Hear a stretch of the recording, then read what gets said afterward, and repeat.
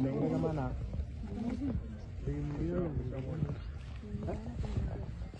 yukoje? Hii hapo juu Marieta lakini unaona hiyo red iko hapo, the red color. huyu ndege mnaonyesha iko Tanzania. Iko pale juu lakini iko pale. Wapi ni wapi? Yaani angalia juu ya mti ile mti angalia hapo. Iko Tanzania. They have spots and the red colors. Ndio. Ametulia. Anahangaika. Huyu hapa ameruka. Anaenda hivi. Anga na doja.